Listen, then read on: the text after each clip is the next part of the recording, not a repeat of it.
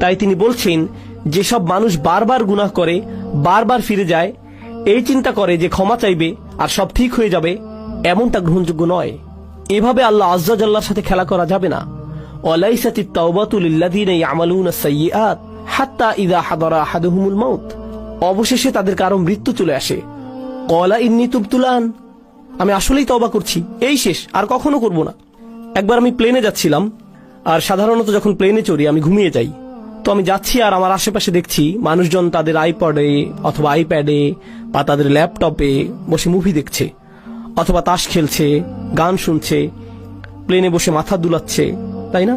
তো ঘুম ভেঙে দেখি প্লেন হঠাৎ 50 ফিটের মতো নেমে গেছে, কেবিনের প্রেসার বদলে গেল, মালাকুল মৌতের কাপগুলো নেমে এলো, তাই না? তখন আশেপাশে সবাইকে কি করতে দেখেন? সবাই দোয়া করছে, একেবারে সবাই। ও আল্লাহ, আমি সরি, আমি সরি, আমি সরি।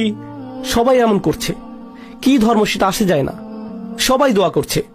এরপর ক্যাপ্টেন ক্ষমা চাইল, কাপগুলো উপরে উঠে এলো, প্লেন আবার স্থির হলো। এরপর কি হয় বলুন তো? প্লে বাটন আবার চাপ দেয়, আর অসাধারণ সিন দেখছিলাম তো আমি। আবার তারা স্বাভাবিক হয়ে যায়।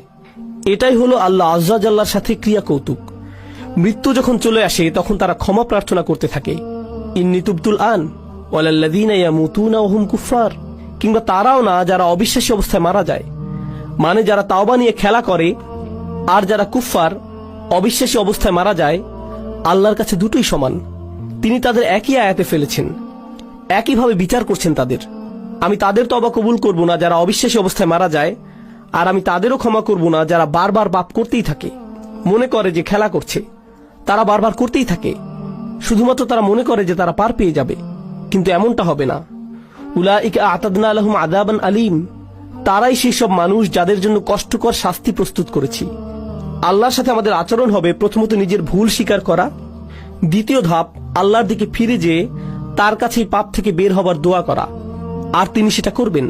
আপনি বলবেন না যে গুনাহটি আমার থেকে বেশি শক্তিশালী, কারণ আল্লাহ বলছেন, লা ইউকাল্লিফুল্লাহু নাফসান ইল্লা উসআহা। আল্লাহ কারো উপরই সাধ্যাতীত বোঝা চাপিয়ে দেন না।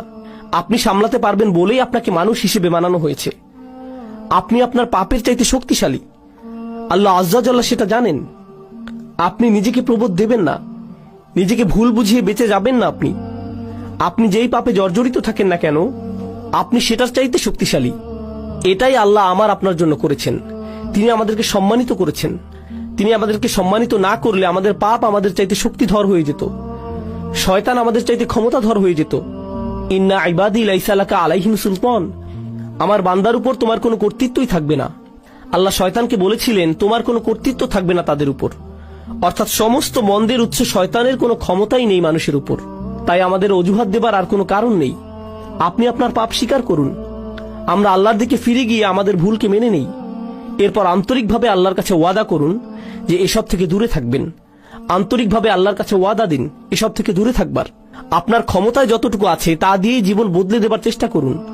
সেই পাপ থেকে দূরে থাকুন, সেটা মন্দ বন্ধুদের থেকে আসুক, কিংবা কম্পিউটারের সাথে একা থাকার মাধ্যমে হোক, কিংবা অফিসের কলিগদের থেকে, যেখান থেকেই আসুক না কেন, আপনার জীবন থেকে সেসব বদলানোর চেষ্টা করুন।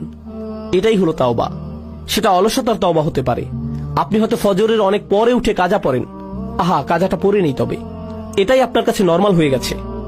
সিরিয়াসলি আর নেন না এটা। আপনি বলেন, আমি চেষ্টা করেও পারি না। অবশ্যই পারেন। রাতে মুভি দেখা বন্ধ করে আল্লাহর সামনে দাঁড়ান, অজুহাত দেওয়া বন্ধ করুন, নিজেকে প্রবোধ দেওয়া বন্ধ করুন। আল্লাহ আজ্জা জাল্লাহ এই জাতিকে তখনই উপরে তুলবেন যখন এই জাতি তওবার জাতি হবে, যখন আমরা আমাদের তওবা দ্বারা পরিশুদ্ধ হব। আল্লাহ আজ্জা জাল্লাহ আমাদের সবাইকে তার ক্ষমা চাইবার ক্ষেত্রে আন্তরিকতা দান করুন। আল্লাহ আজ্জা জাল্লাহ আমাদের তওবা গ্রহণ করুন, দিনে দিনে আরো ভালো মুসলিমে পরিণত করুন। আল্লাহ আজ্জা জাল্লাহ যেন আমাদের শক্তিশালী সুন্দর মুসলিম পরিবার গড়ে তোলার সামর্থ্য দেন, যারা এই দ্বীনের সৌন্দর্য বিশ্বের সামনে তুলে ধরতে পারবে।